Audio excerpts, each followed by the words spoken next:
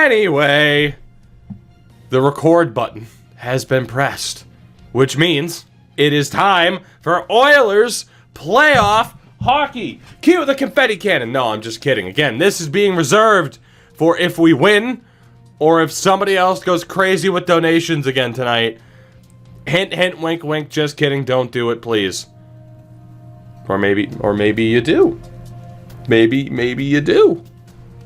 Anyway, hopefully, we'll be hitting this confetti cannon in a little bit. Off the back of our 4th straight Stanley Cup.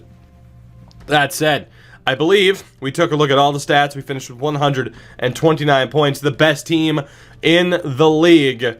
This year, though, shockingly, with our lineup, the issue was goal scoring more than it was the defense or goaltending. Of course, the defense is stacked. Wallstead put up a 930, Tomek a 936. We need our offense to score as we know that they can. Like we know that they can. Question is, who are we playing in round 1? Define crazy donation for confetti. What do you think would be defined under crazy? I mean, this confetti cannon cost $4. I'm just saying, you might need to, I need to get my money's worth. And no, 5's not enough. Damn it. I don't know. I mean, fucking Tekski dropped God knows how much money last night. I have no idea. $420.69 for confetti. There you go. $69 for confetti. There you go. I mean, I didn't say it, you did. Kidding, you haven't missed a damn thing so far. We're just getting underway. We stopped this last time after that game against the Rangers, and it is confirmed we are taking on Nashville in the first round. So again, our lineup is set. No changes need to be made at the moment, although they could potentially be made. 69.69. That'd also be the good way to do it. Go to Costco and buy confetti cannons in bulk. I don't think there's a single. I don't believe there's a single Costco in the state of Maine. I do not believe there is a single Costco in the state of Maine. There is not. The nearest Costco to me is in Massachusetts. Or I could go to Vermont. The closest to me is in Dedham, Massachusetts, or Danvers. So, road trip to the Costco. It would make sense to buy in bulk. It would make sense to buy in bulk. So I didn't have to continually travel, right? It would make sense. Let's take a look at what we're up against in the form of the Nashville Predators. Predators. The Purds. The Purds. Philip Forsby, Johansson and Marchessault. Marcus Johansson, Jan Krok, and Sergei Alexiev. Pagansky, O'Brien, Rodriguez, Stewart, Bjugstad, Sissons. Needless to say, pick up the plaid couch on the way. I totally should. It was in New Hampshire, wasn't it? Defensively, oh my god, if we lose to this team. If we lose to this team, Jesus Christmas. As of 2016, the only states without Costco are Arkansas and Maine. Sweet. The goaltender is 89 Saros. We need to win this. Saros was okay this year. Was great the year before. We need to win this. There is no excuse. Captain, but another 18-month. Damn. EP040404, thank you for the follows all. 2 18-month resubs. Tonight alone, I have been streaming for a grand total of 21 minutes. Guys are crazy. Guys are crazy. Damn. Damn. One time I went to Costco and they refused to take my money. You know, that reminds me. Story time. Story time. Let's sit back. Story time, right? Let's sit back and relax. So one time at band camp. No. One time. Oh, boy. One time.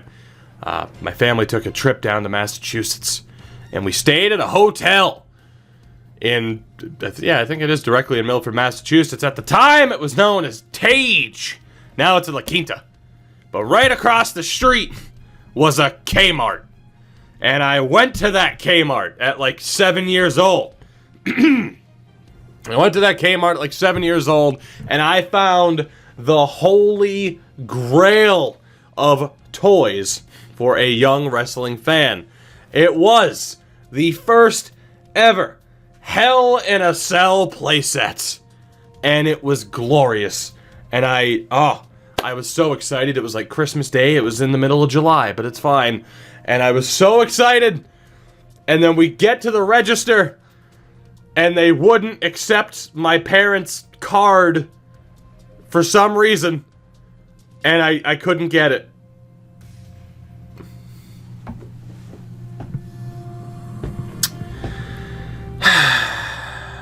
Alright, well now that I'm sad, and I can't possibly be any more upset or disappointed after we potentially lose this series, let's go! You can't hurt me more than I already hurt myself, EA.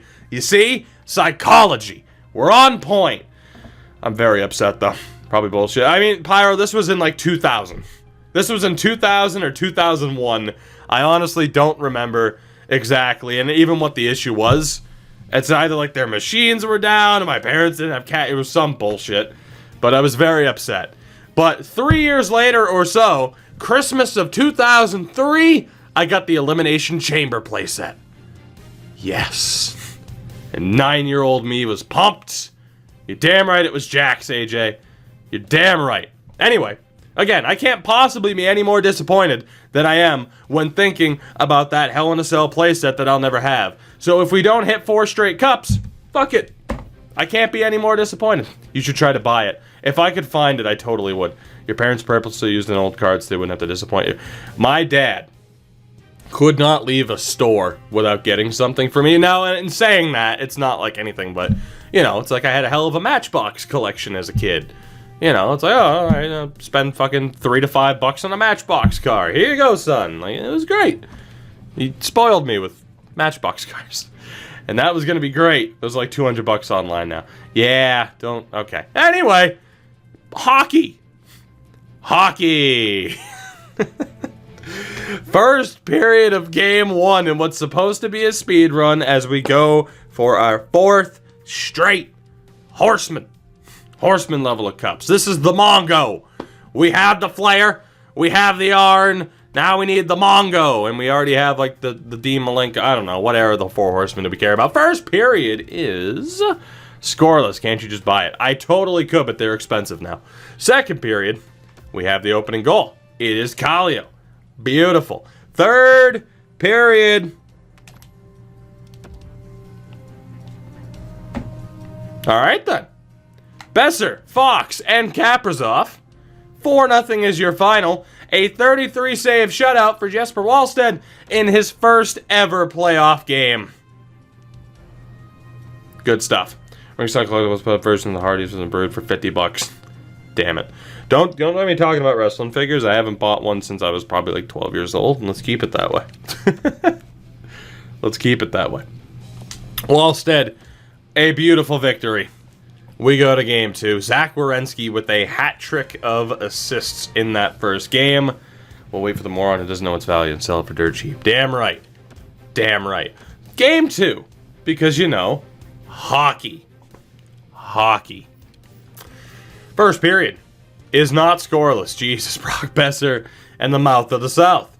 Second period, it is now 2-1. Forsberg gets the first goal in 5 periods of play for the Purds.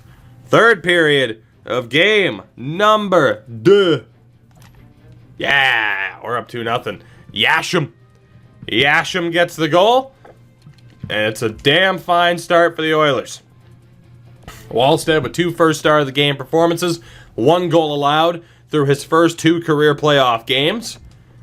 7-1 in total over the first 2. It's beautiful. Now we need to keep that up on the road. Let's see if we can do that. Hopefully. Yeah, Sergachev, he does say that. I'm not going to say that because I think the people in Nashville are fine. So, you know, it'll be fine. First period of game number 3, and we have the lead again, Kirill Kaprizov. Second period is scoreless.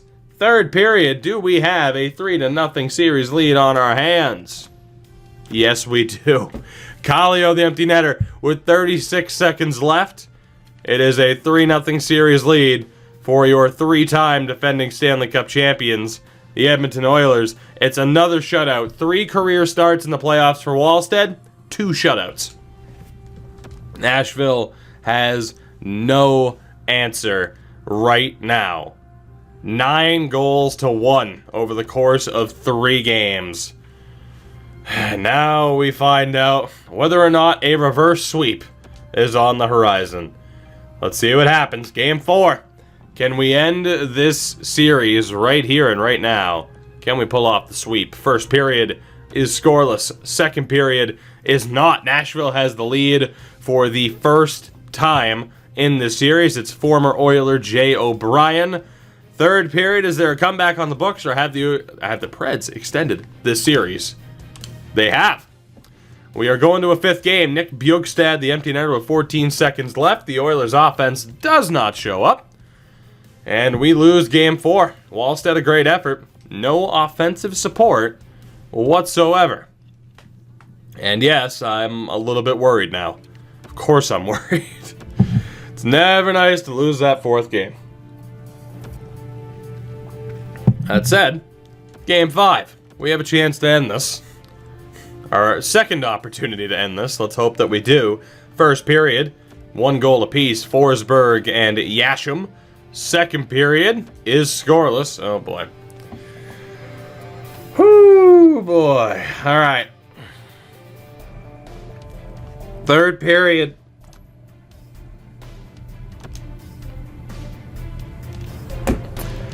We're going to game 6. 1 goal over the last 2 games for the Oilers. We are going to game 6. 1 goal in 2 games as we have a chance to close out the series. All right, time for panic moves. Time for panic moves. That third line needs to be broken up. That third line needs to be broken up. Gasham has 2 goals. 3 assists. I don't know how to break up this team right now, though. I don't know what to do. I don't know what to do. Defensively, is there an individual pairing that's getting lit up? Not really. We're just not scoring.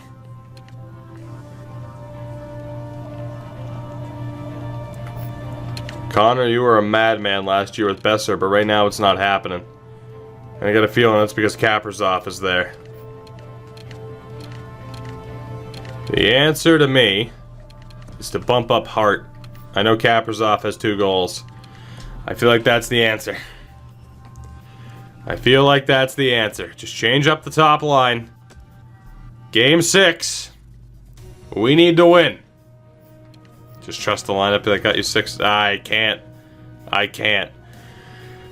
First period of game 6.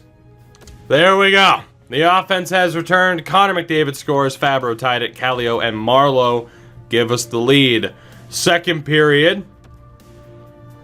Okay. I think we're all right. I think we're okay.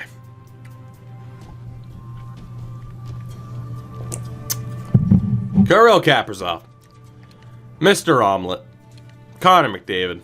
Third period. And that is what happens when a motivated Oilers squad shows up.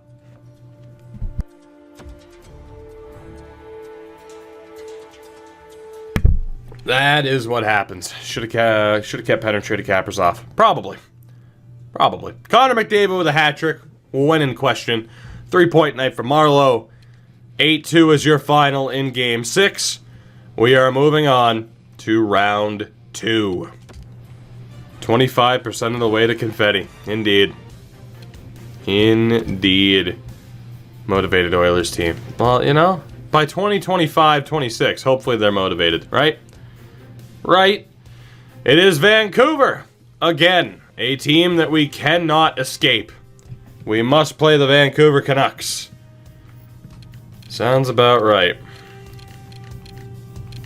Sounds about right. I'm going to keep Jimmy Hart on that top line with McDavid, even though he didn't do much. Defensively, we're good. I mean, obviously, it's just that the team needs to perform. That's all it is. It's just whether or not they do. Let's take a look at what we're up against. Vancouver. The Couve. What do we got? Horvat, Pettersson, and Jordan Eberle. Duchesne, Sebastian Aho, Sven Berchke, Lindblom, Carlson, Mott, McGinn, Dvorak, and Lucas Raymond. Very similar to the team. Very similar to the team that we beat last year, and I think the year before. That defense is still monstrous, but we absolutely ripped them to shreds last year. Juolevi Riley, Morgan Riley for the record, Bowen Byerman, Philip Ronick, Jake Gardner, Eunice Brodin. The goalie is Michael DiPietro. Let's see what happens. I could see us losing to that team as well. Should we win, though? Of course we should. In terms of the ratings, they're pretty high up there, but obviously we have the edge everywhere. It's just whether or not we get it done. 25% of the way to the Four-Peat. Game 1 of round 2 against Edmonton. Let's see what happens. First period.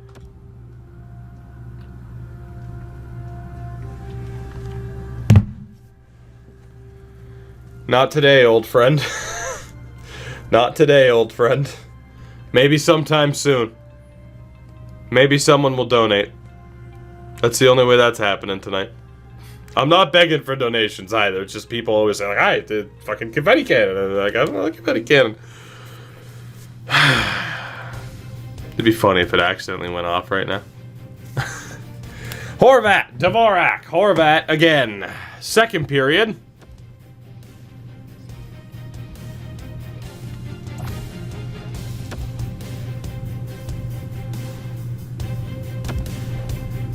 All right. Good start. Good start.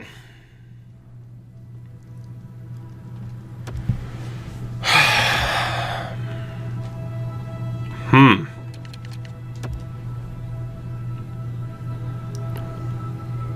not saying I'm instantly tempted to change things around, but I am tempted.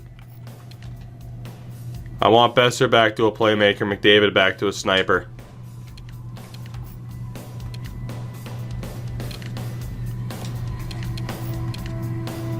Alright. I'm going to go Kallio, McDavid, Besser.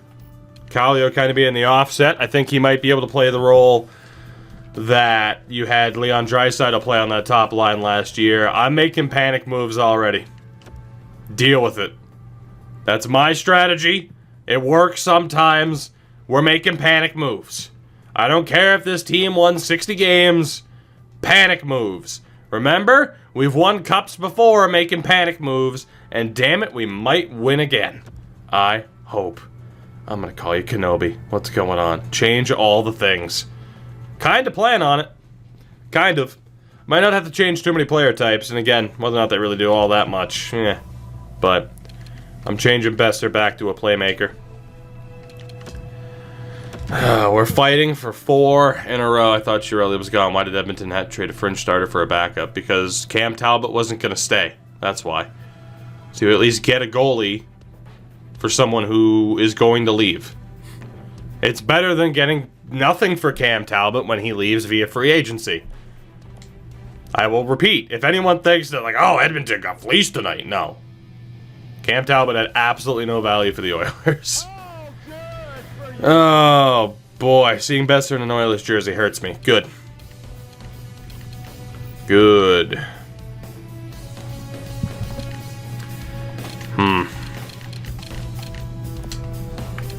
What else can we look to do here? I think Kuhlman's going to go down to the 4th line. Ivanov still probably good. I don't want Jimmy on the 4th line. How's Fox done? So Kaprizov has 3 goals, Hart 1 and 1. So right now we have Fox, Ivanov, Kuhlman. Marleau has 5 points. Marleau is a point-producing beast. Fred's know what's going on. Maybe Hart, Omelette, and Yashim? Might not be the worst way to go. Fourth line of Fox, Ivanov, Kulemin. Which also might not be the worst way to go. Kallio had 3 goals in that first round, too. I think I like the looks of that. Kallio, McDavid, Besser, Kaprizov, Andrus, Marleau, Hart, Omelette, and Yashim. Fox, Ivanov, Kulemin. Kallio, Kaprizov, Kulemin. So many names. Oh, goodness. And Wallstead still has a 943. We're going to trust him. Oh, boy. There you go, Knucklehead. There you go. Taking franchise goalies to fleece the AI is cheap. Yes, it is. Of course it is. But that's because the game needs to be better programs. Game 2. Game 2. We need a much better performance. First period.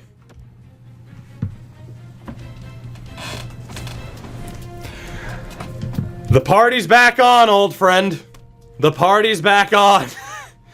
Don't go anywhere just yet. Your work might not be done. Whew. We lose 5-1 in game 1 and we respond with a 5-goal first period in game 2. 18 shots to 4.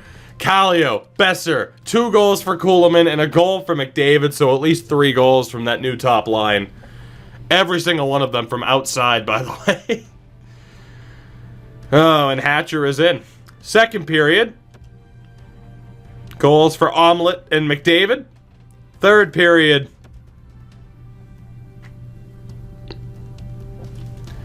Marleau and Klingberg. 9-2. 9-2 final in game 2. Jesus H. 3 points for McDavid, Besser, Kulemin with 2 goals. That might be the most dominant playoff game I've ever seen.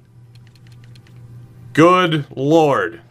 Only 3 players were without points. Jones, McAvoy, and Werenski. Jones was actually a minus player in that game, which is nuts. Andrew Chuck was a +7. So was John Klingberg. What the hell? That is absolutely insane. That is absolutely insane. Good Lord. Whew. That was an ass-kicking of epic proportions. 5-1 for Vancouver, 9-2 for Edmonton. Plus minus doesn't matter, but when you have a +7 in one game, I think that matters. God damn. St. Louis is up 2-0 on Vegas, and there's also 2-0 leads in the East, Columbus and Toronto both halfway to the conference final.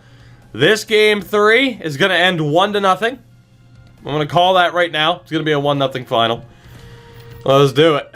First period. And there's the 1 goal. Sebastian Aho. Second period. Ulevi made it 2. McDavid and Kaprizov find a way to fight back.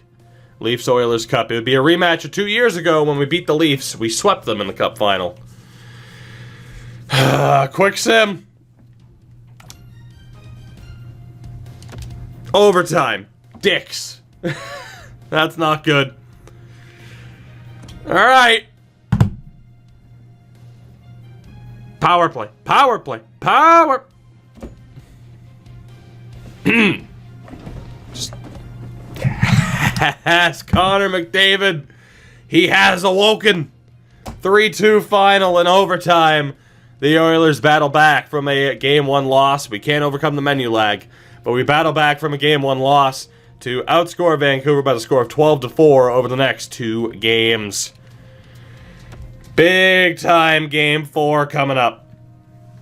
Big time Game 4 coming up. Connor McDavid's gotten the offense going. Let's do it. Let's do it.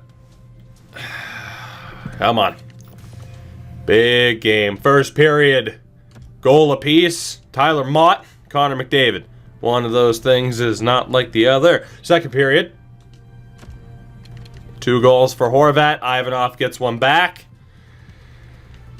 Third period. Vancouver has tied this series. Aho and Lindblom 5-2 is the final.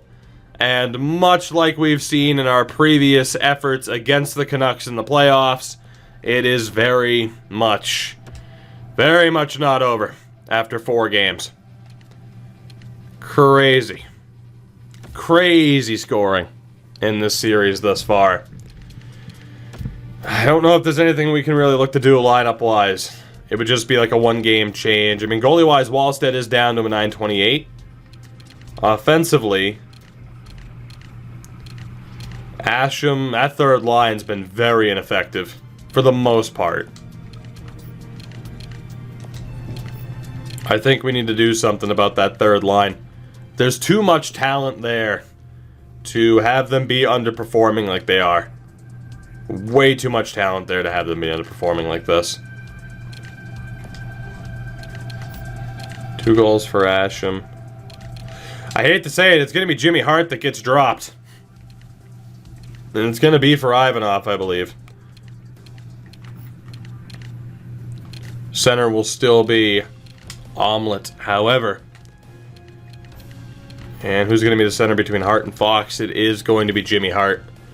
That's the one change. Defensively, we're golden from there. Oh, boy. Alright. Big time Game 5 back home in Edmonton. Who will have a chance to end this series in Game 6? First period. 1 goal apiece, Kirill Kaprizov and Bo Horvat. Second period. Goal for Filip Hronek. Kaprizov and Ivanov give us the lead. 3-2. Third period. And the Edmonton Oilers take a 3-2 series lead. Matt Duchene with the lone goal in the third period for the Canucks. And then Besser with 55 seconds left. Empty netter, 15 seconds left to McDavid. Another empty netter, 10 seconds later. I think I said 15 seconds left. 15 seconds later. And then, 10 seconds later, Seth Jones. 2 empty net goals. 6-3. 6-3. 6-3. And we have a chance. 2 opportunities to end this series. The top line have 2 members there. Kaprizov with a strong game as well. 3 goals in 25 seconds. Playoff record. Even with empty nets, probably, yeah. Game 6. Can we punch our ticket back to the conference final? The St. Louis Blues swept Vegas and await the winner. Game 6. Can we punch our ticket back to the conference final for the 4th straight season? First period. Vancouver with the lead. Marleau scored first. Aho and Dvorak battle back. Second period. We're going to lose this game. Aho with the goal. Third period. Vancouver wins Game 6 4-1. We have ourselves a Game 7 against the Canucks in round 2. A hat trick for Sebastian Aho as the offense disappears. Game 7. It's been somewhat of a rarity for us throughout these past 4 seasons. Oh boy. It's tough to say exactly what we should do with this lineup. Because our bottom 6, despite all the talent there, they just have not put up points. Which is pretty frustrating. Marleau on 8 points, 9 for Andrews. Besser and McDavid aren't quite at the same level that they were last year. They're both doing very well, but they're not quite. I mean, both hit over 30 points last year in the Cup win.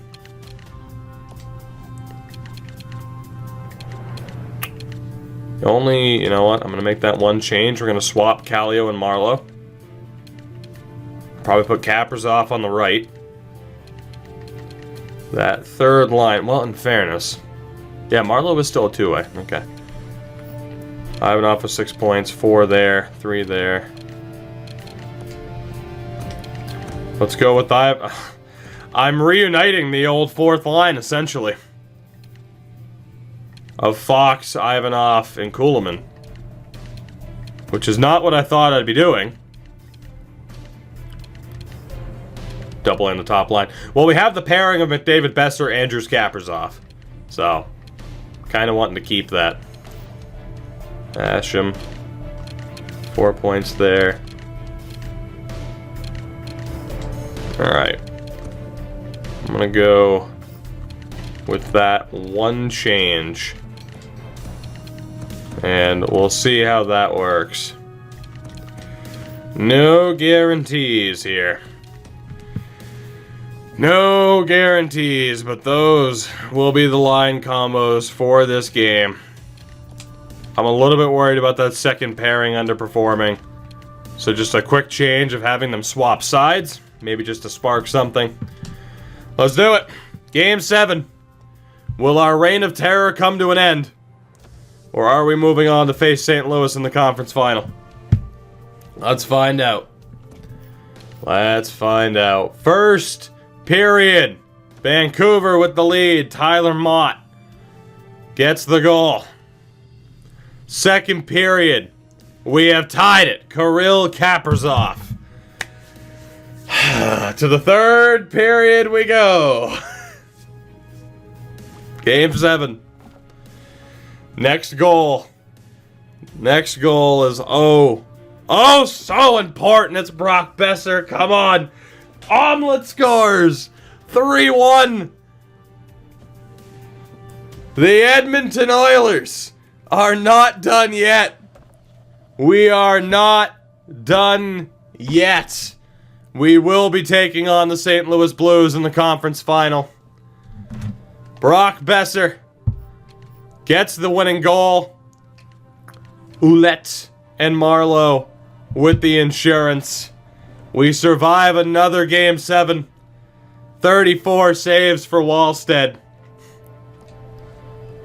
8 wins down, 8 to go to hit 4 in a row. It will be the St. Louis Blues in the third round.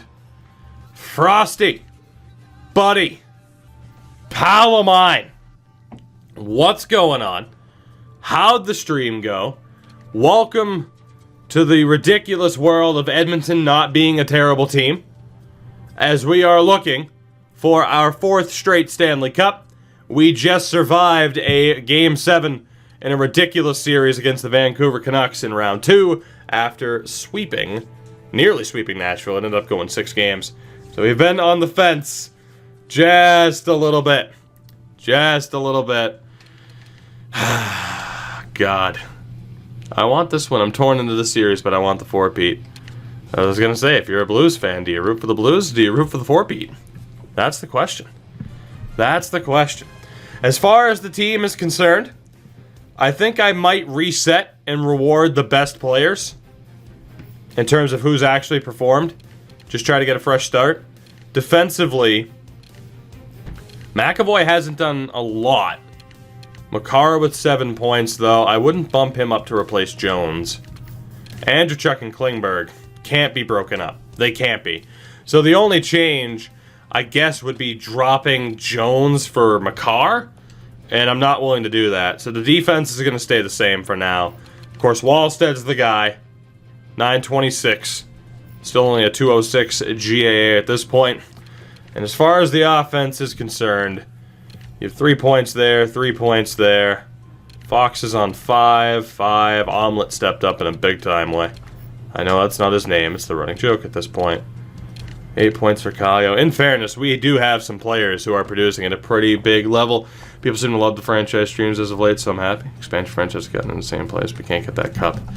Frosty, it's amazing what happens when not everyone sits there and grinds hot. I'm happy for you, though. And hopefully, you can get that cup without having to be like me and just abuse the AI to build a super team. You know, like that. Oh, God. All right, with this team, there's not a hell of a lot we can do. The only change would be bumping Ivanov. I mean, we're good. I gotta be honest, the team's actually gonna stay the same. There's really nothing to change.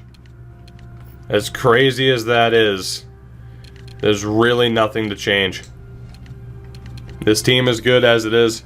I just abused the AI to bolster my super team, so does that count? Yes, it does. Let's see what we're up against. The St. Louis Blues are the last hurdle in our way of making it back to the Stanley Cup Final for the 4th year in a row. They feature former Oiler Matthew Tkachuk, never forget it, Isaiah Guerra, Vladimir Tarasenko, Schwartz Fabry, and Matthew Savoy. Also there, Dominic Bach, Robert Thomas, and Nikolai Goldobin, Shen, Costin, and LeBanc. Is that a good enough team to beat us? I think it is, at least offensively. Defensively, we have a massive advantage, but that top pairing between Scott Perunovich and Vince Dunn is pretty solid. Baron Parayko, Joakim Ryan, and Chris Tanev. Goaler, Evan Fitzpatrick, who has a .945. But again, we have faced Evan Fitzpatrick in the playoffs, and we've done fairly well against him in the past. We'll see. We'll see if this is gonna have the same result. Oh boy, let's do this. Game 1 of the Western Conference Final. Against the St. Louis Blues, we have home ice advantage, of course, after winning as another President's Trophy. First period is scoreless. Second period is not Perunovich with the opening goal. Third period, wild third period, but St. Louis takes game 1. Goldobin made it 2. Omelette gets it back to within 1. Savoy makes it 3-1. McDavid 3-2. And Guerra 4-2 is the final. St. Louis takes game 1. A familiar situation to where we were against Vancouver. And we came out on top in that one. So I'm not exactly giving up just yet. It's Florida and Buffalo in the Eastern Conference Finals, by the way. Game 2. Game 2. We're jumping right into it. No time to lose. First period. Okay, now I'm getting worried. Second period. We're back within 1. Third period. St. Louis has a 2-0 series lead, winning both games on the road to start this series. And I am very, very concerned. We might be in just a tad bit of trouble. The old confetti cannon. It might not be your time. It might not be your time. There might not be a celebration to have.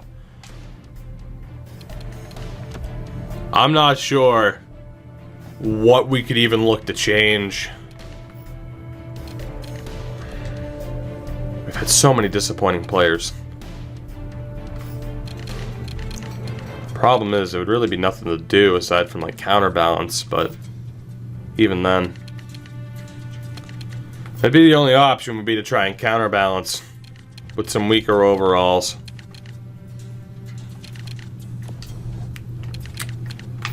That's a tough call. That is a tough call as far as what we can look to do here.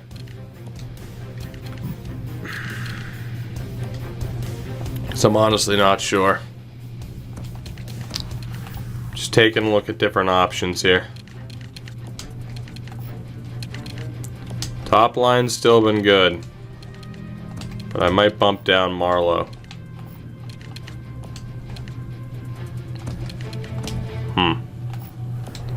Only 3 points for Asham. I want to try and get him going.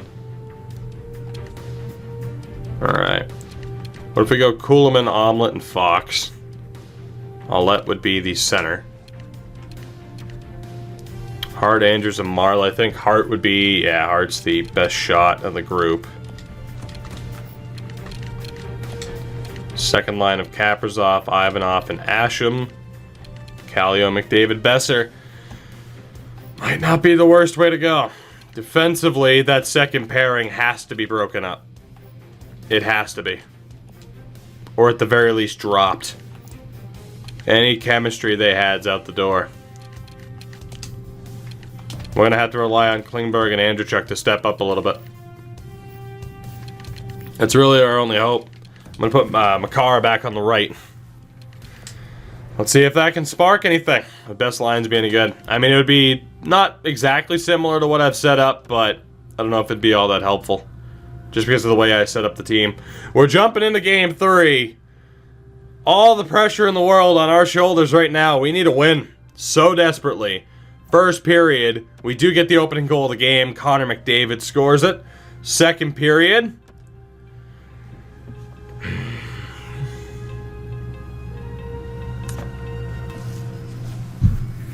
Third period.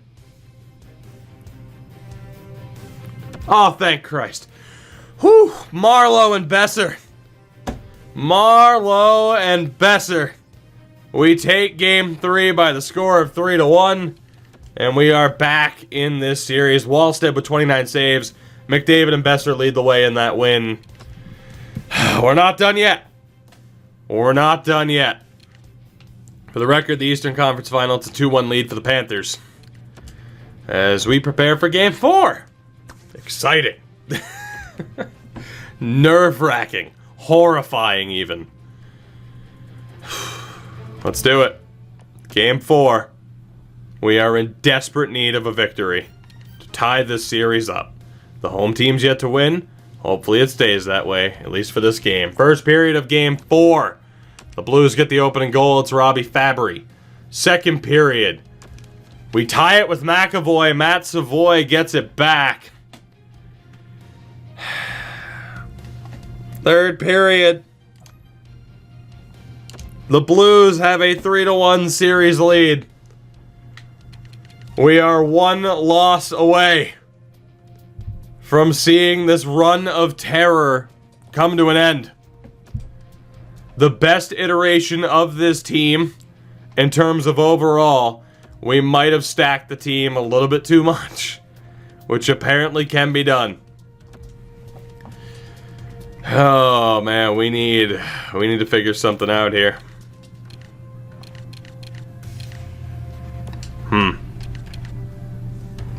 We need that fourth line counterbalance. If I were to base this off of points, which might be the best way to base it, to be honest. Jimmy technically has the fewest amount of points, which is very disappointing. 12 points for Marleau. 3 for Asham, which is horrific. So it is going to be... Right now, it's going to be Asham, who I'm viewing as our weakest forward. Ivanov with 9 points. Have him ahead of Olet. Kaprizov with 13. Besser 16, McDavid 20. And 10 points for Kallio. So, let's see. Kallio, technically, I'm going to rank above Andrews. So, if we were to base it off of point totals, that right there, in order, from left to right, are best players. I think at the very least, Asham, Hart, and maybe even Kuhlman are all going to be dropped. Or not Hart. Yasham, you get the point. Yeah, Hart, Asham, and Kuhlman are in trouble here.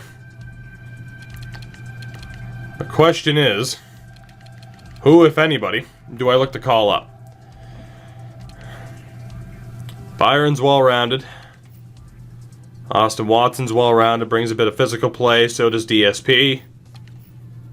Marchand doesn't have much physical play left. And Justice Cardwell is not good to go yet. I think we go with those top 3. We just sent somebody back to junior, which is fine. I think it was Jimmy, but he wasn't getting the job done. It's going to be Ivanov, Omelette, Fox, Marleau, Kallio, Andrews. Ivanov, Marleau, Fox, or Omelette, Fox. Kallio, I think it was it Marleau, Andrews? Okay, well regardless, that's the setup here. Center on that line is going to be Austin Watson, who has the best shot and the best face-offs.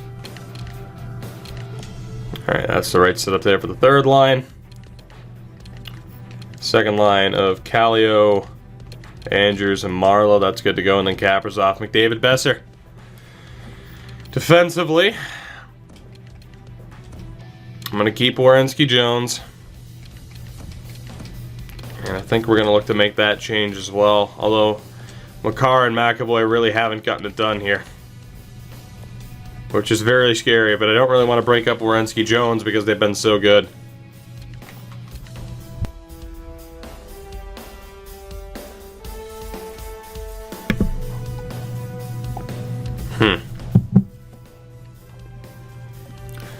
It's a tough call.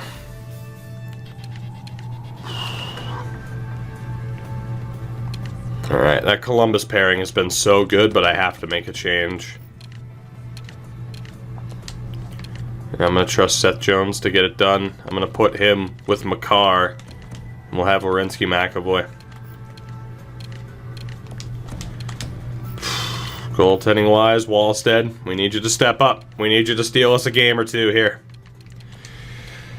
We are facing a 3-1 deficit. It's the drink. You're not drinking Palmer. I literally am. I literally am. So maybe the Palmer's the reason why we're losing. Game 5 on home ice. And I mean, also, I'm surrounded by the shit. We got 1. We got 2. Come on. We're going nowhere. All right. First period of Game 5. St. Louis takes the lead. Jaden Schwartz. Second period. Savoy made it 2. Andrews gets 1 back. Is the dynasty over? 3 in a row. Is the run over? Come on, power play. Come on. We're going to lose. We're going to lose. The offense is too quiet. We're going to lose. The St. Louis Blues have ended the reign of terror, beating the Edmonton Oilers in 5 games. Evan Fitzpatrick. The best version of this team that we have seen to date. And we fall short to the St. Louis Blues. Oh, boy. A 60-win season goes right down the drain. Yeah, hit him with the Undertaker quote. Hit him with the Undertaker quote. The streak is over. Wallstead was okay, but not good enough. I mean, Makar and McAvoy, disappointed. And then forward-wise, I mean, it's tough to complain, but just couldn't get it done. Just could not get it done. That is it. The streak is over.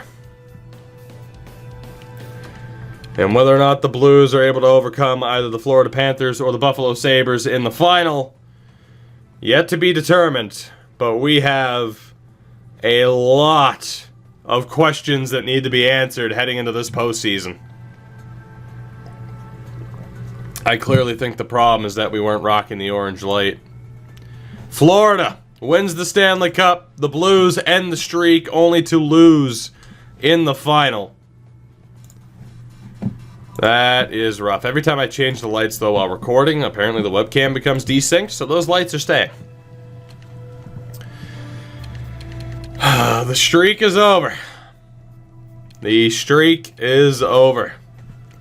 3 in a row. The Blues lose to Florida in 7.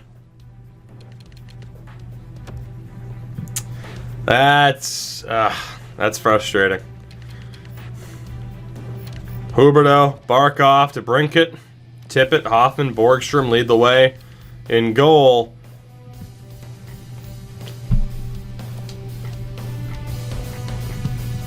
okay. Oh boy. All right.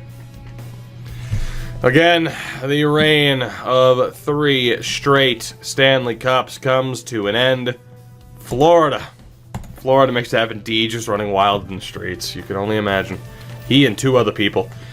Mikko Rantanen won the Art Ross. Besser won the Hart. Sergachev the Norris. Penner the Lady Byng after we traded him. Del Rio the Calder. Reimer the Conn Smythe. Wallstead won the Vezina. And the Jennings. Replacing Demko. We've won the Vezina 3 out of the last 4 years. Selke to Ombull. Ted Lindsay to Besser. Rocket Richard to Dylan Genther. 3 in a row. And we win no more. I don't know what's next for this team. I thought we were well on our way to 4. And we fall short. We have the 8th overall pick and the 15th overall pick thanks to trades with the Anaheim and the New York Rangers. But knowing that we're going to have to deal with a hell of a cap crunch and Connor McDavid being a UFA puts us into a very weird spot. Goalie-wise, Tuukka Rask, Varlamov, Jonathan Quick, all retire. Defensively, it's Doughty, Pietrangelo, Yandel, Letang, McDonough, among others. Calling it a day. Forward-wise, of course, Sidney Crosby retired, as did Nick Backstrom, Brad Marchand, Max Pacioretty, Wayne Simmons, and more. What happens to this team? That is the question. We are going to be in one hell of a cap situation. We have $8 million right now, and in terms of extension money, we have $25 million. McDavid wants 13. Andrews, his contract's coming up. Ivanov, Asham, Kallio, Marlowe. It's going to be rough to make this happen. As their franchise player at the top of the draft, I don't know. Haven't looked. I'll look here in a second, though. Have any advice for an Oilers fan other than headbutting a wall? Just be thankful. Hey. Just be thankful you have new management. Well, you don't. So that's the problem. Well, you have a new... You kind of get a new GM. I mean... Just try to pretend, like, as an Oilers fan, that the organization isn't already wasting Connor McDavid's potential. Just try to pretend... Just try to act like Connor McDavid is not as good as he is. Or just enjoy Connor McDavid. Jesus Christ.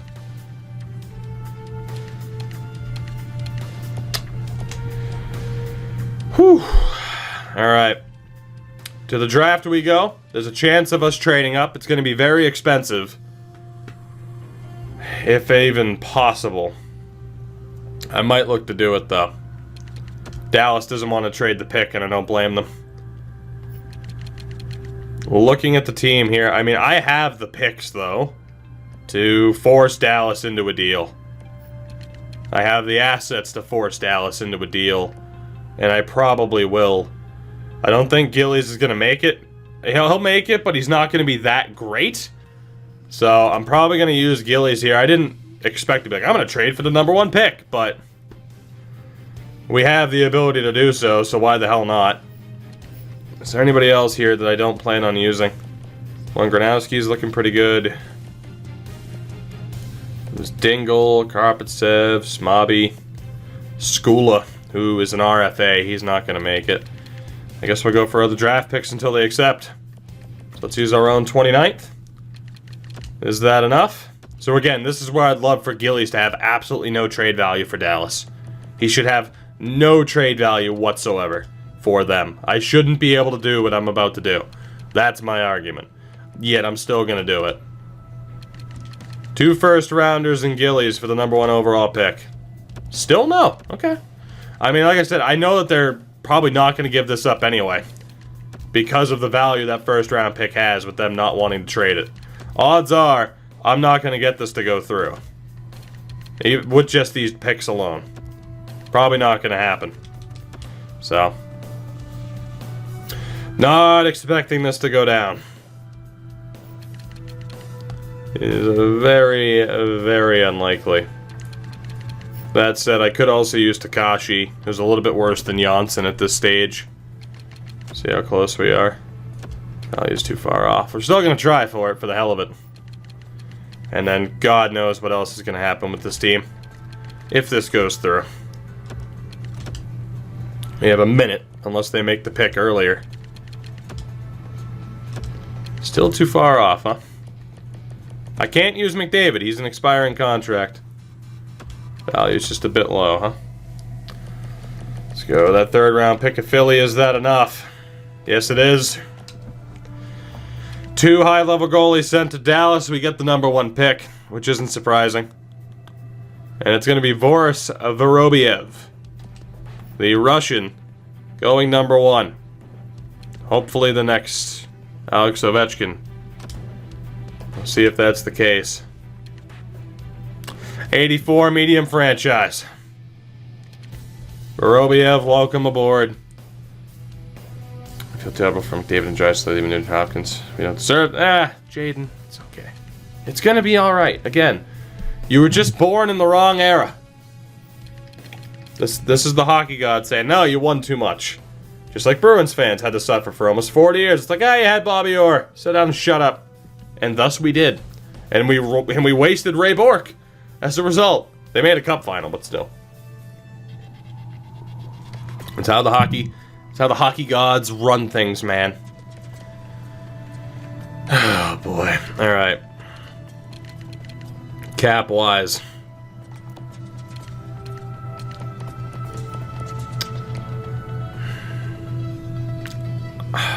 We can keep the defense together. But I was pretty disappointed in Makar and McAvoy.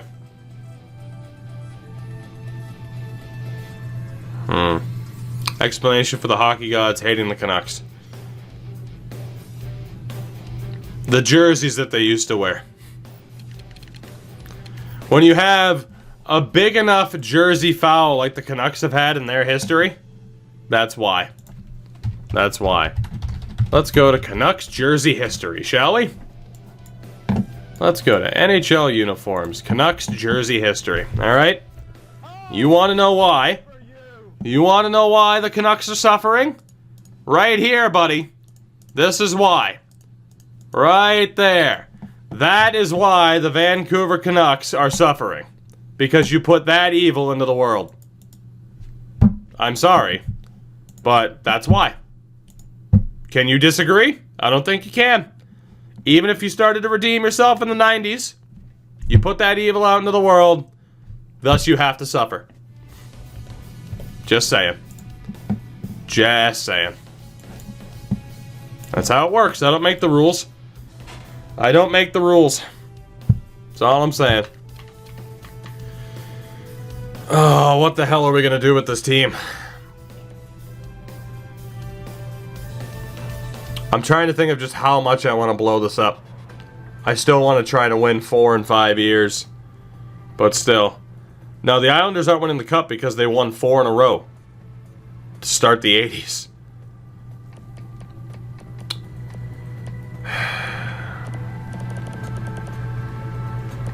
How much do we blow this up? Excuse me.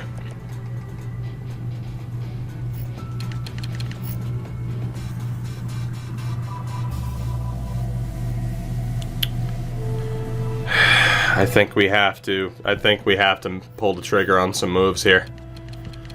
We got a lot of expensive RFAs coming up. I think this defense has to take a bit of a hit. I honestly think Charlie McAvoy and Cale Makar let me down in the playoffs in a big-time way. However, Charlie McAvoy had good postseasons prior to Cale Makar's arrival. Not really. Last year he wasn't good either. The first 2 cup wins he was alright. Last year not so much. Charlie, I gotta be honest, buddy, I think you're done here. I think you're done here. I think it's time for him to go. And then Cale Makar had a really good regular season. Didn't do as much in the playoffs, but I'm willing to give him an opportunity, at least one more, especially because of the salary that he's on. Charlie's got to go. I prefer to trade him back to Boston if we can rob Boston of any more assets. Problem is, I don't know what to get in return. It is pretty much down to just straight draft picks. So, Boston, let's talk. Let's talk draft picks over the next few years, shall we?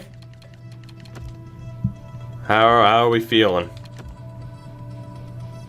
They would have accepted that, but they're saving the re-sign free agents, which I don't believe. I don't believe you. Who has an expiring contract?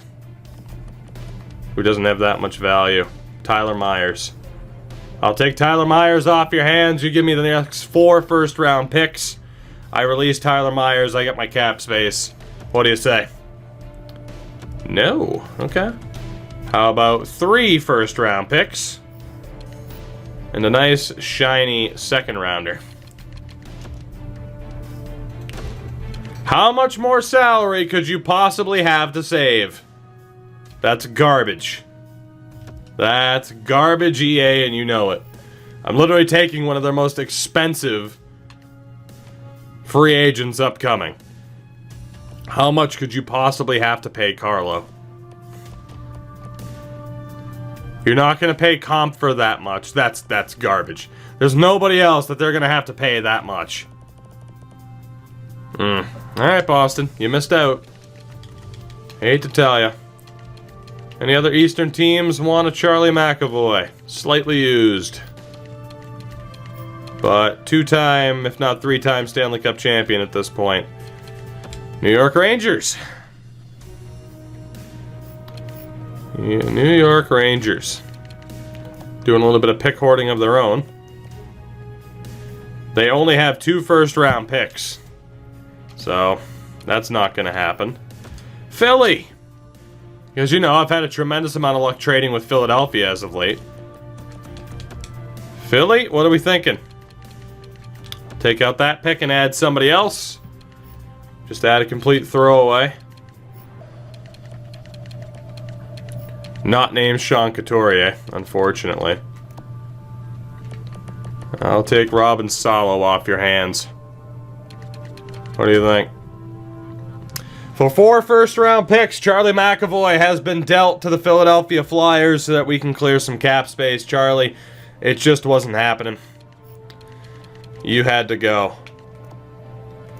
The only other question is whether or not anybody else joins him. John Klingberg has 1 more good season in him, I'd say. He was great with Andreychuk this last year.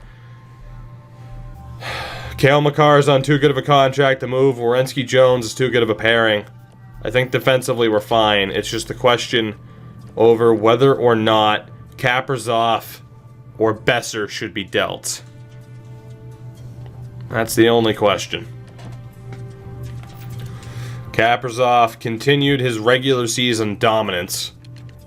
He has 3 straight 46-plus goal seasons and has scored at least 45 in 4 of his past 5 seasons. In the playoffs, he's consistent. Brock Besser's also been great. The problem, though, is some of the free agents we have coming up. It's going to be sign McDavid and qualify a lot of players. That's pretty much all we can do.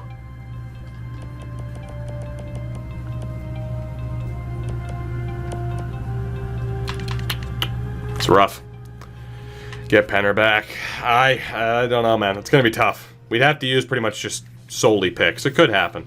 We only have first-round picks in this year's draft, too. Thinking about this team, though. 2, 3, 4. So that's 9. And 11, 12. Yeah. It is time for a few people to move on. Whether or not that's Kaprizov, whether or not that's Marleau and Kallio, both who were pretty good in the playoffs. How has Aaron Marleau been? 30-point seasons. Decent enough in the playoffs. What about Kallio? First season, 21 points. Decent in the playoffs. Cheaper options for the bottom 6. Kaprizov's the obvious one to go, even though Bester's getting paid a boatload. I don't necessarily want to get rid of Kaprizov. Again, he was never meant to be here for that long. Guess what season is when we picked him up full time? Feel free to guess what season that was. Oh, man.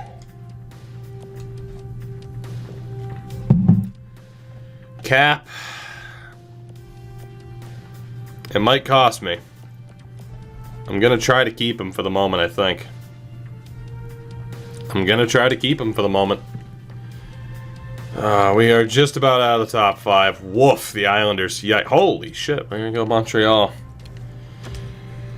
Well, let's see what draft picks we have here. See if we can do any more damage in this draft before trading out to next year. Again, I am looking for... LeChance. The problem is he's medium top 6. He's going to have a good starting overall, but like he's destined to be bottom 6 for us. Stan O'Reilly, still LeChance looking like a beast. Wyatt Taylor. Braylon Myers is a good shot. Glebov. I can't guarantee anything with those guys. Bear Canzanello. Yes. Bear Canzanello. I like it. Jerome Demore. That's Demore. Gerard. I'd love to draft a Gerard, but I'll let my bias get in the way. There's only one player I'm interested in taking in this round, and that is Bear Canzanello or LeChance. I'll take Vincent LeChance. I think he's going to be too good to pass up. He's a 79 to start with. Our next pick is 15th. Bear Canzanello should still be available. And he is. We'll end up with him. And then we're going to trade out of the first round. I need to double check what players are worth taking. To see if I'm trading out of the first round for, picks this year. Or what the hell we're doing. Oh my god.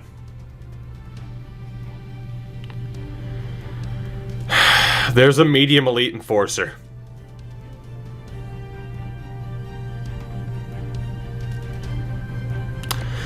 Alright, well, our work in this draft isn't done yet. Every single one of those players are going to be targets. Can't guarantee... Oh my god, if that was true for Maxim Grigorenko. If that's true for Maxim Grigorenko, that could be huge, but I have no way of confirming it, although these guys are closer to having their numbers confirmed. Grigorenko might be the one that's worth taking a risk on, even though I can't confirm it.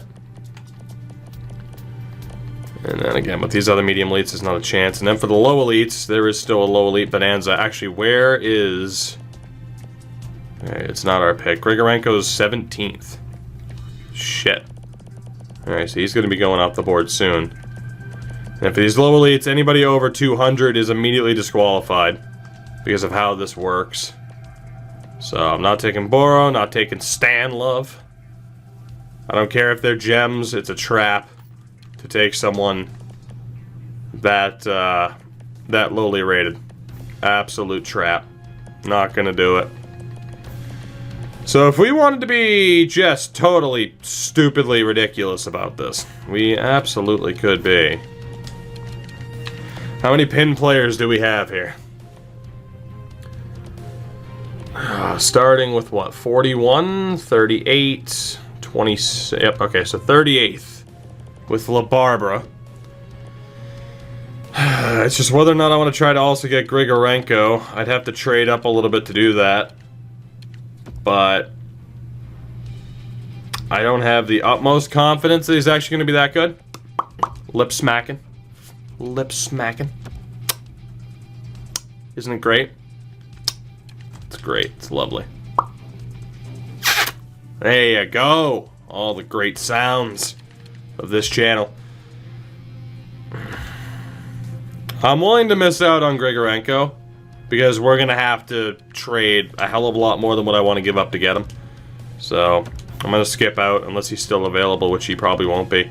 79 overall, but a medium 6, so not bad. Would have technically been a better pick than LeChance. I'm okay with that. Actually, it's same as LeChance. Okay.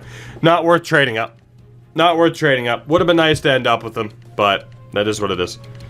So we need to trade out of the first round.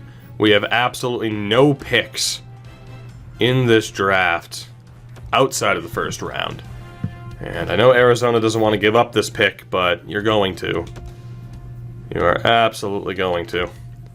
And we're going to see what else we can get in this draft. I'm going to try to pick hoard as much as I can because we're going to obviously have to make some deals. So, Arizona, whenever you think we're good. Yeah, no, we don't want to trade up. Why would we want to do that? Come on now.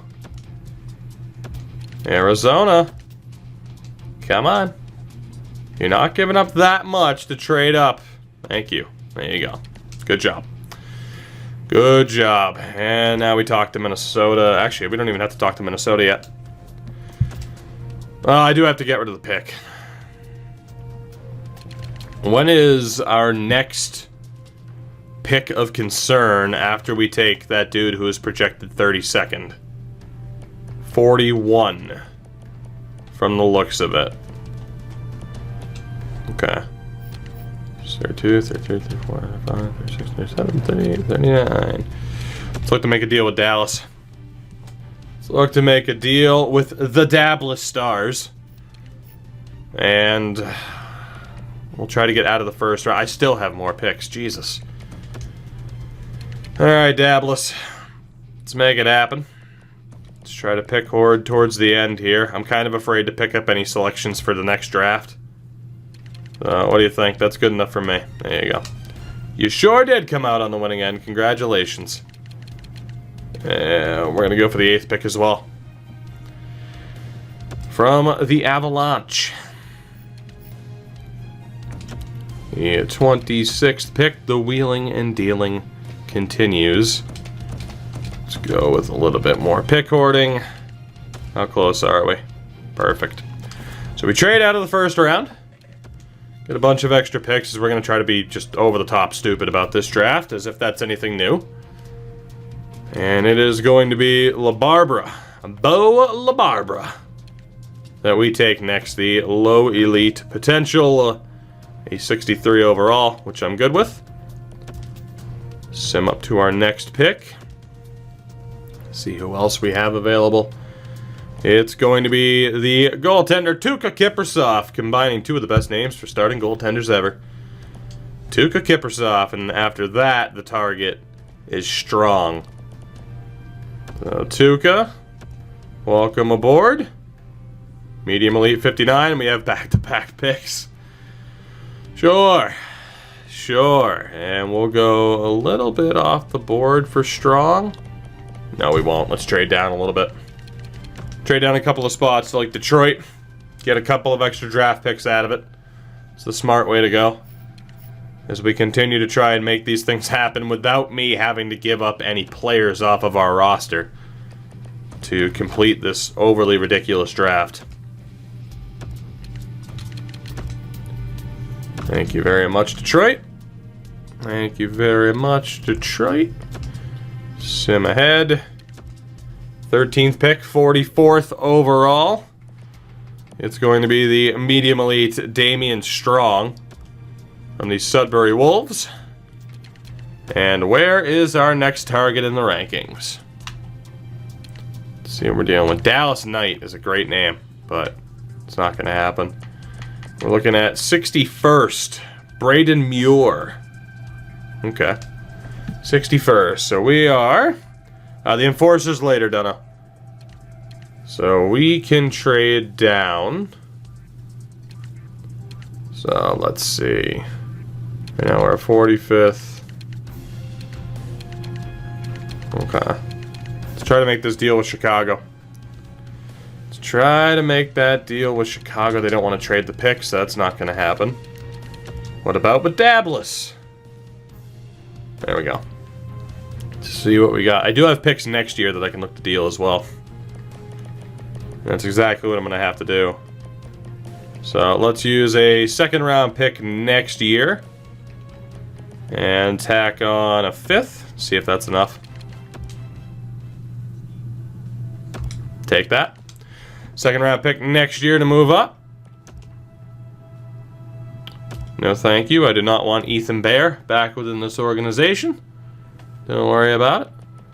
And we're going to make sure that we get our hands on Braden Muir of the Medicine Hat Tigres. Medium elite. Jesus. It's ridiculous. Roussel, 18-month. That is the third 18-month resub of this stream. Absolutely ridiculous. Towards the goal, loose puck, everybody scores! Tie game! Can you believe it? I can. The third 18-month resub. Good Lord. Good Lord. What is the matter with you people? That's the honest question. He's fat! Oh, God. 74th is our next target, Ludwig Naslund. Good old Ludwig is our next target. To the beginning of the third round we go. See if we can get ourselves, or not, because Arizona doesn't want to trade it. Let's see if we can get ourselves a Ludwig. There you go, Dallas. Look at Dallas. Dallas making it happen. Roussel, thank you for that, buddy. I appreciate it more than I could ever put into words. How's it going? And god damn it. Thank you. Let's see the Tatar. No. Instead, you can get the fine world of fucking what's not gonna get me bopped on YouTube. I don't even know. Yeah, we haven't done Ronick in a while.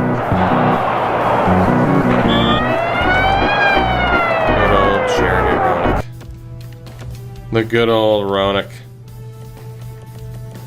Oh boy. Let's go with all of those. Are you serious? Wow, you want to trade the pick too. That's insane. How about a 4th and a 5th to let me move up? Thank you. Thank you very much, Dallas. I might be able to pull this off. I might be able to pull this off and get everybody without having to make any, any kind of major deal. Shout out to friggin' Trent and friggin' what? What's the rest of it? That Enforcers. Braxton Shore. A- physical. What a guy. Ludwig Naslund is our next target. Now we need to trade up to about the 100 range. Medium elite for Naslund. So we are good to trade to the start, or at least the end. Yeah, we're good to trade to the 4th round. We got a little bit of leeway. So let's see what we can do here with Arizona. I will swap 4th rounders, give you 7ths. This draft is pretty stupid.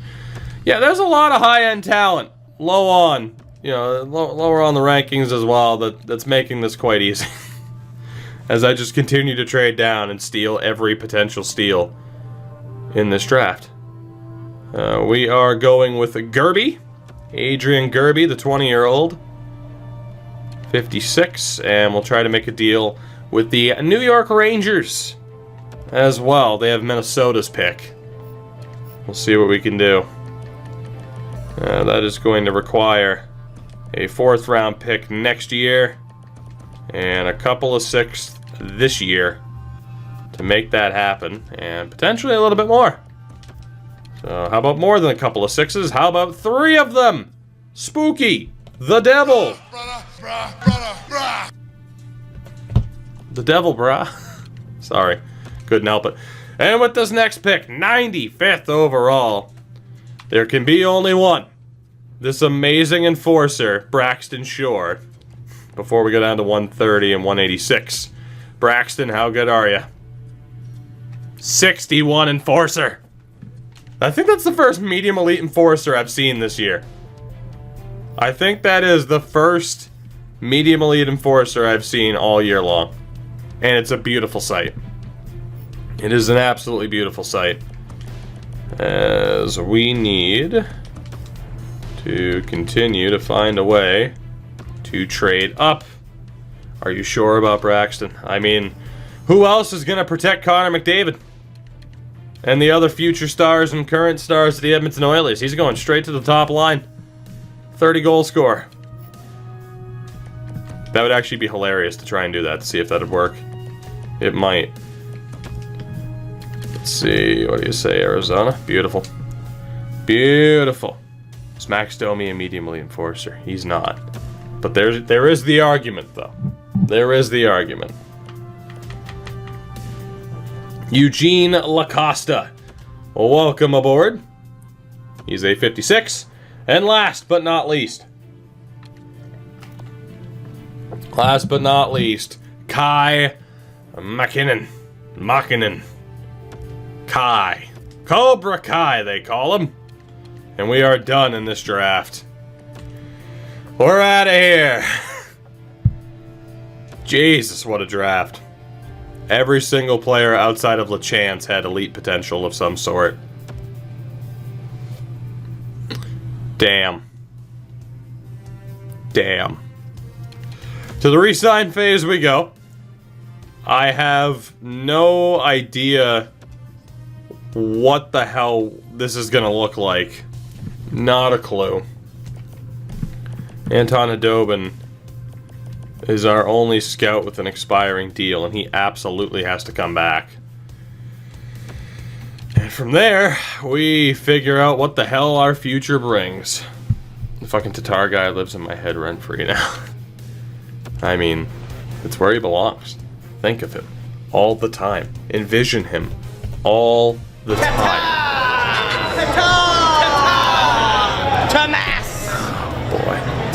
When this is the highlight of your season, Montreal, throwing shots. They're going to make the playoffs. Probably. Still doesn't mean I'm going to laugh about it. Goaltenders. Tomek was amazing this season as a backup. I see no reason to not keep him. Unless he wants a little bit too much. Time will tell. Janssen needs to be signed as our starter in the AHL. Zane McIntyre can be released for now. So the only debate is whether or not we're bringing back Tomek.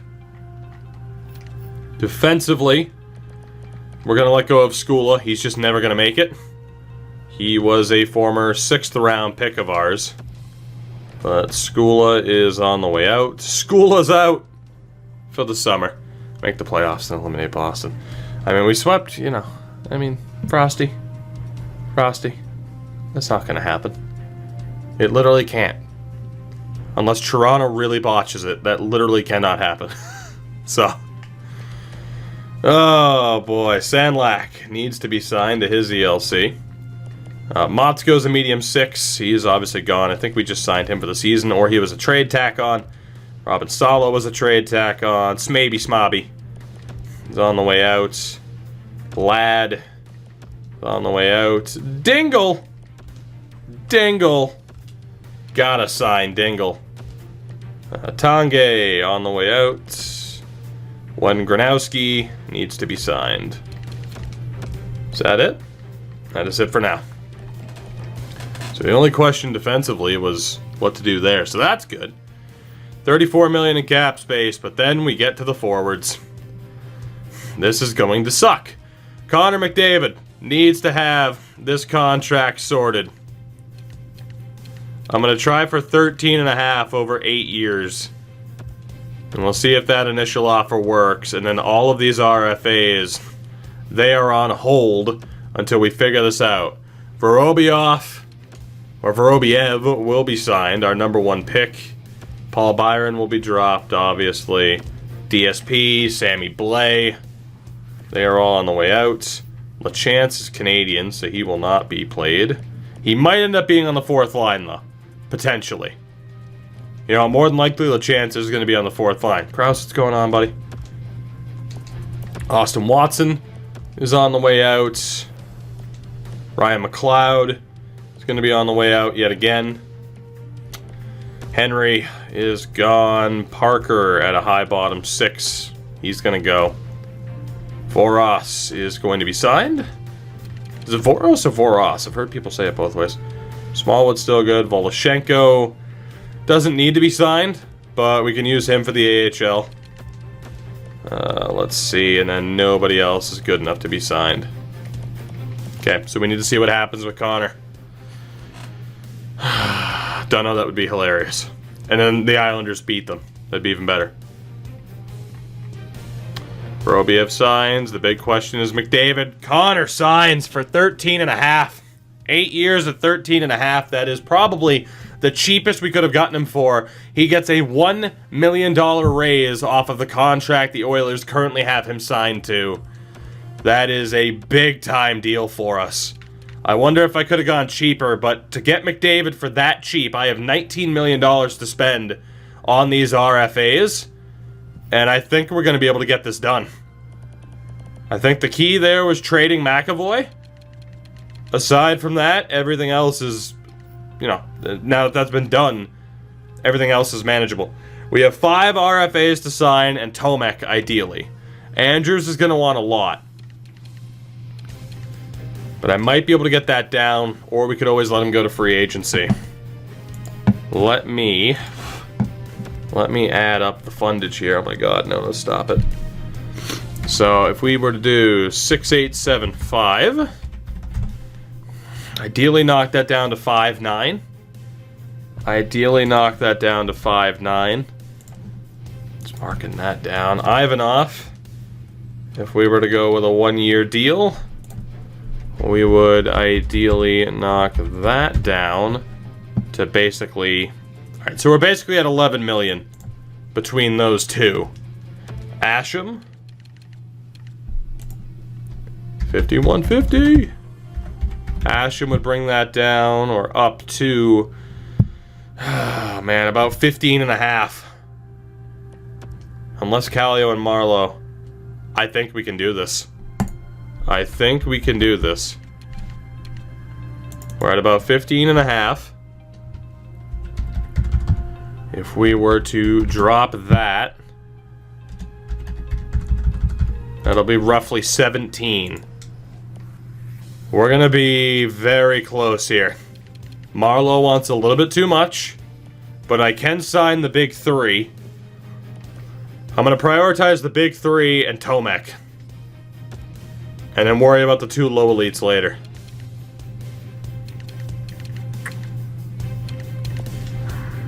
Yeah, I think that's the best way to do it.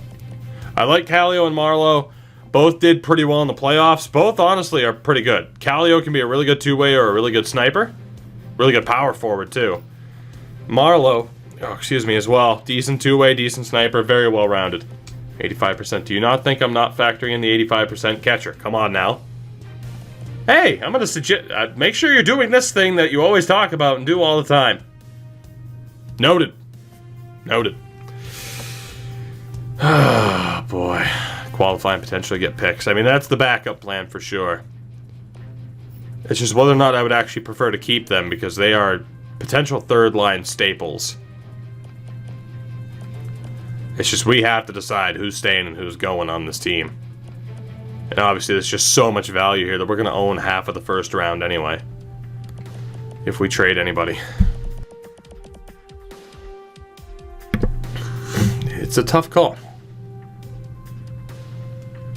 Huh. 19 million to spend. 19 million to spend. Yeah, Puljujärvi ended up getting a big-time offer.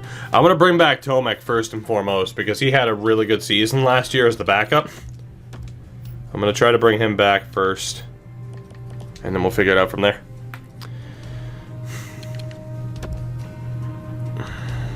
Alright, Tomek's back too. Good. It's just who should be a part of this team. Double A can't be allowed to leave. Like, I know, I'm not allowed to let Andrew Andrews leave. So it's just, do I want to sign him for 1 year or just try to get that big boy contract out of the way right now? Ivanov. I mean, we played on the 4th line last year. That's the problem, though. Ideally, I wouldn't be paying someone $5 to $6 million to be a, an elite 4th liner. So, I think we ditch Ivanov because he's not good enough for the top 6. We're going to qualify him. Asham is still young enough that we don't quite know, and he's also one hell of a sniper. The offensive awareness is a major concern for Asham right now, though. And I honestly think that offensive awareness is really going to limit what he can do offensively. He had 25 goals last year, though. Asham's on thin ice right now for me. Just because that offensive awareness really hurts. Whereas at least Andrews is very clearly a strong playmaker. So, Andrews is coming back. I'm alright with giving him an 8-year deal, even though I know that the AI can be a little bit finicky about that. Because we should be able to drop this just down to 7/8. Which is a pretty good term. A little bit more than what Nylander's getting.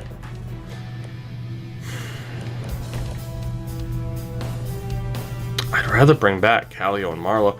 I'm really worried about Asham. I gotta be honest, I know he's a former #1 pick. I know he's Italian and everything, and that was pretty funny to have a #1 pick that, that was Italian, but I'm not totally feeling it because of that low offensive awareness. It might offset how effective of a sniper he is. So if we do sign him, it's going to be for like 1 year, and we're going to see just what he can do, I guess, in a top 6 capacity. And if it's nothing all that impressive, we're going to let go of him next year. Or trade him. And I'm going to see how much money we have tied up there.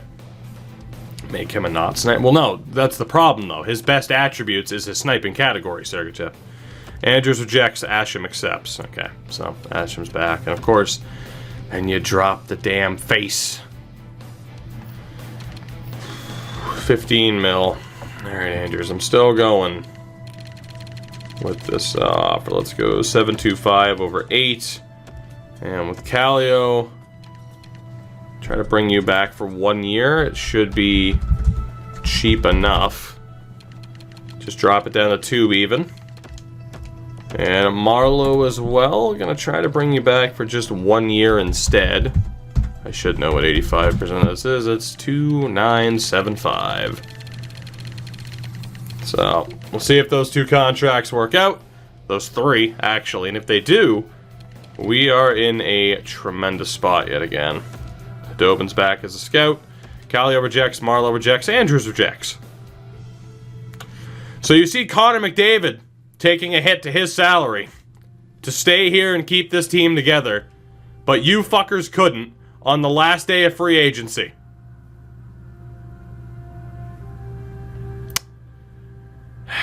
Fuck it. I don't even care. I don't even care. Oh no, I might not get the qualifying offers for them. Like I need the help with draft picks. Fuck it. Whatever. Walk away. I don't even want to get anything for you. Go ahead and drag down a different team. Oh boy. Alright. Well, Andrews is an outright free agent. I'll still probably try to bring him back. And obviously the qualifying offers would have been nice to get extra draft picks in there, but I honestly thought they'd accept those contracts. So, it is what it is. Should have qualified them, but again, I mean, we already have 4 first-round picks. 3 first-round picks next year. I'm not concerned. Not concerned. So let's take a look at what... Actually, I want to go back. Nope. Menu lag, please. That better be proposed trade. You suck! Oh my god. Here, let me move in slow motion to make sure it can work. Hey, there you go. Look at that.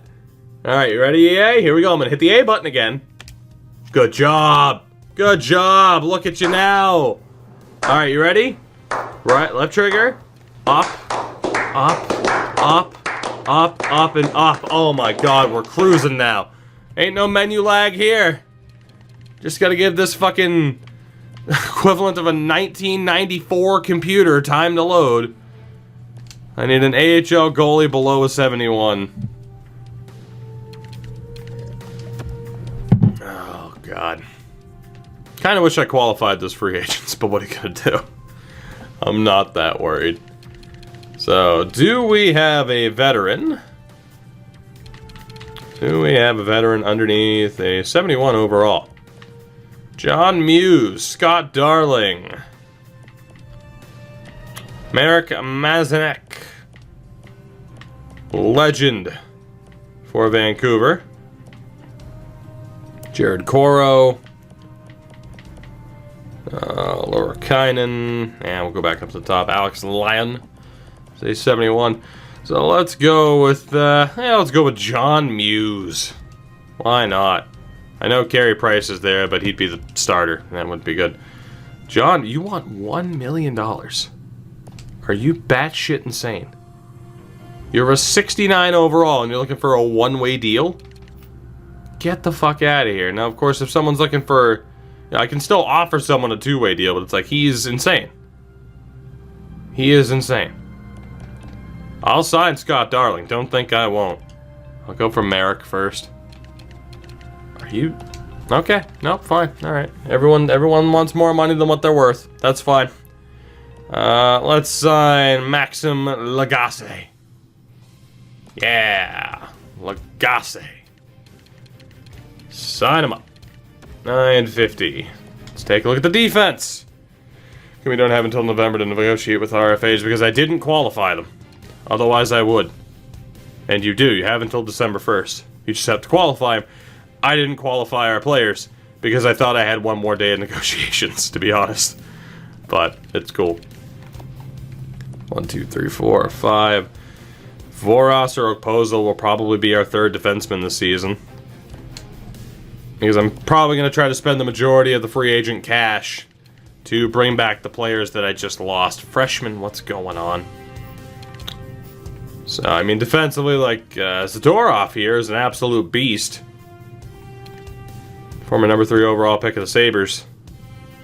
Absolute monster. But, and Anthony, was that Anthony Honka?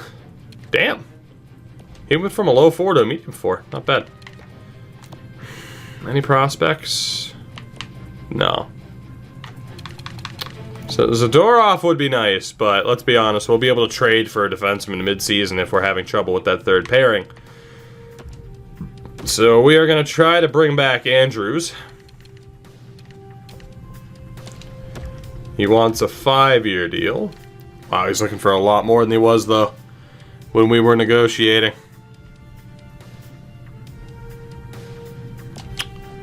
And again, we have Ivanov as an RFA. I mean, I gotta try to bring back Andrews, of course. 8x5 is more than I wanted to pay for him, though. And then we go down to find Marlowe and Kallio. Marlowe, let's go 4.25 for 1 year. And Kallio,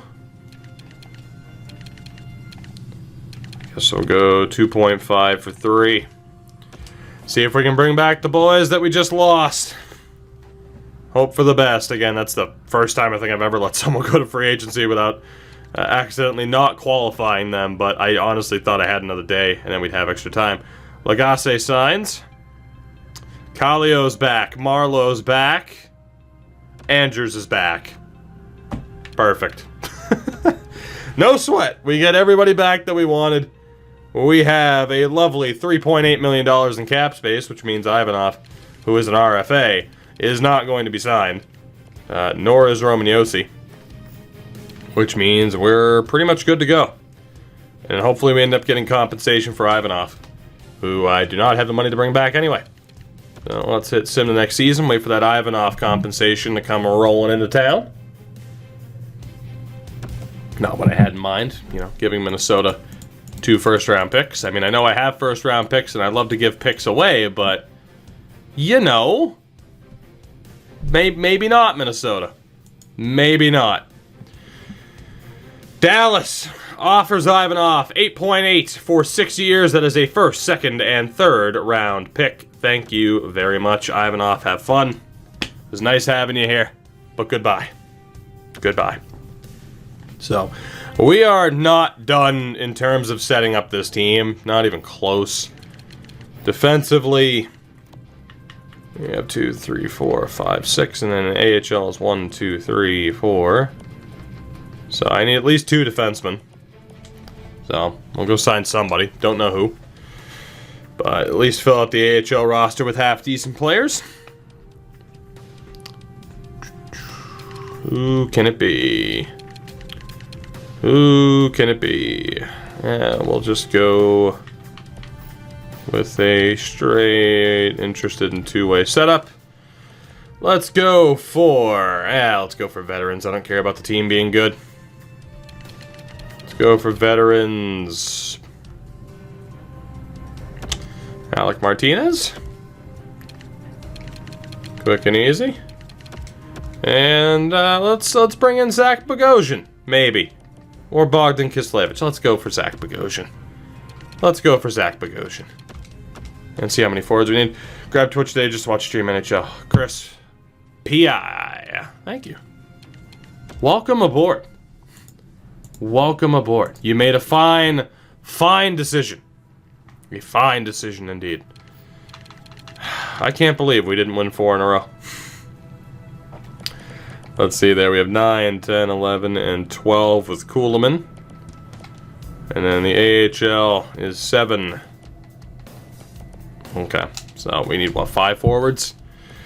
5 random AHL level forwards to fill out the roster. Then we are good to go. And we'll see. I mean, I can't help but think I'm still going to be trading somebody at the start of the season to really help sort out the roster. But Backlund will be signed, hopefully. Let's bring in Bruins legend Chris Wagner as our second. We'll bring in Nick Delorier as well. That's 3. Bring in Kyle Clifford. And let's go for Chason. Bring him back to Edmonton after all this time. Alex Chason. Welcome back. After all this time, we dealt you just in time for you to experience absolutely zero success of 3 straight Stanley Cups. But welcome back. And we're off to next season. And I'm kind of nervous. I'm kind of nervous for what this team is going to look like, because there is a really good chance of us having to trade another top player. I'm worried. But see what we can do. Gotta set this team up, I guess, to try and go for our 4th in 5 years, although are we good enough to do that at this point? We're still obviously competitive, and there's no reason to tear it down. I mean, the team is nothing but prospects anyway, for the most part. But let's see what we have. So again, goaltending is going to be the same as last year. Wallstead is up to a 91 with Maciej Tomek. Janssen is the starter in the AHL. Defensively, it's Werenski, Jones, Makar, Andrechuk, Klingberg, and Avoros is ready to go. He'll be given the chance. He'll probably be playing Mikhail Makar. Forward-wise, it's 10, 11, and 12 with Kallio. So Holmstrom is pretty much good to go, and LeChance would have to go down to junior, which is fine, and I'll go sign an extra forward. There's nobody else that deserves a call-up other than Holmstrom. Okay, so Holmstrom's the only one that I'm worried about. Klingberg, I'm not surprised that he dropped. He was at 87, though. So, like I said, he has one more good year. This is it for him. But he's on such a cheap contract because of the retained salary that it was worth keeping him for this year. I mean, that right there is our 12. And what a dominant 12 it should be. I'm going to go best lines. I'm going to back out. I need to sign another forward now that we've sent that dude down, or back to junior. Not down to the AHL. We sent one dude down to the AHL who should be on the 4th line, and the other dude to junior for the season. So, forward-wise, what veteran wants to join up with the Condors? Marcus Foligno or Josefsson? Let's go with Marcus Foligno. Good old Marcus Foligno. We'll send him a couple of days until he signs and be good to go. I don't know what I'm going to do with that damn confetti cannon now. I guess we'll just save it for a rainy day. Just because I bought it today doesn't mean it has to go off today. Worth keeping an eye on in case he drops. Fair point, Donna. It's a fair point. Like I said, I was hoping to get one more good season out of him.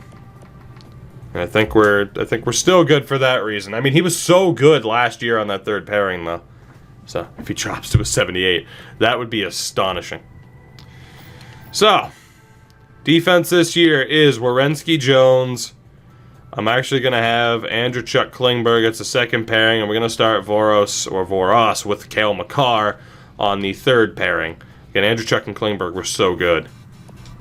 But that's going to be the setup for the defense to start the year. Goaltending is the same, and forward-wise is where this gets interesting.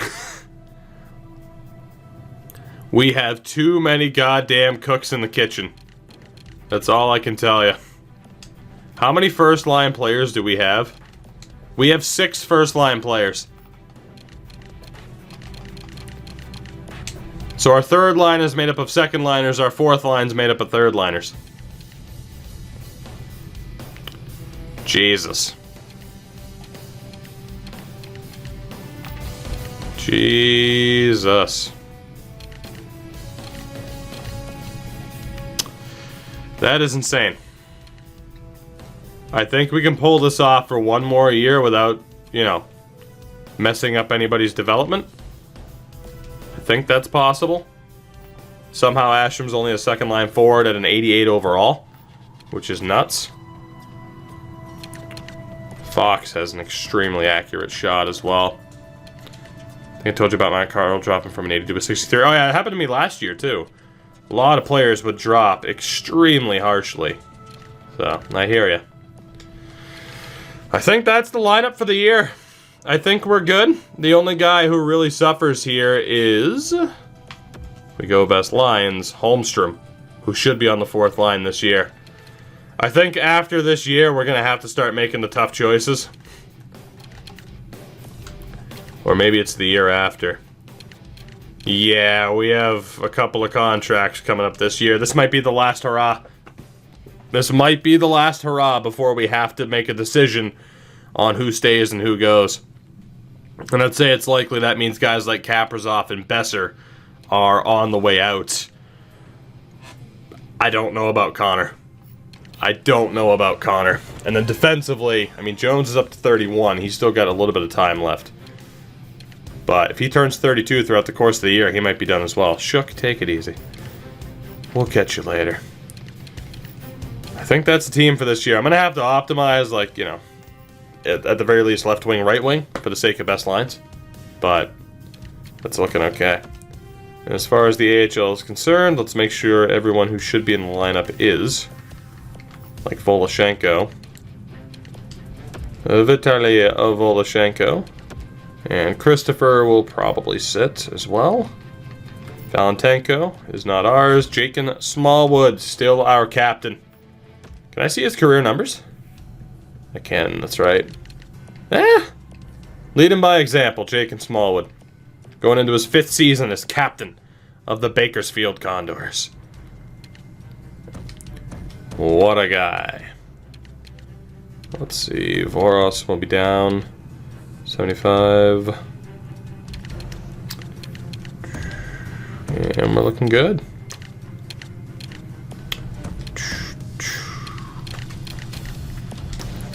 We are looking good. At least not bad. Bakersfield, I don't expect to be a playoff team. Suppose there's a chance of it. Don't expect them to be a playoff team, though. Top line, Foligno, Frazee, Holmstrom, and Cardwell. Cardwell, Holmstrom, Frazee. At least we have some players now for the Condors that actually have some sort of potential. As opposed to the past couple of years, which has been like, fuck it, nothing but veterans. Why not? And I mean, it's, mixed success on that front. But we got like Sandlak, Opozo. There's some good talent here. So we have the ability after this season to trade away quite a few players that are battling for these spots to make something happen. Clifford the Big Red Goof. Clifford the Big Red Stab Wound. Alright. We're good. Like I said, gonna have to change up a couple of things, but for the most part, feeling good about the lineup that we have there. Overall, though, Tonight was a failure. We did not win our 4th straight cup, but we are on the hunt for vengeance next time. Oh, God.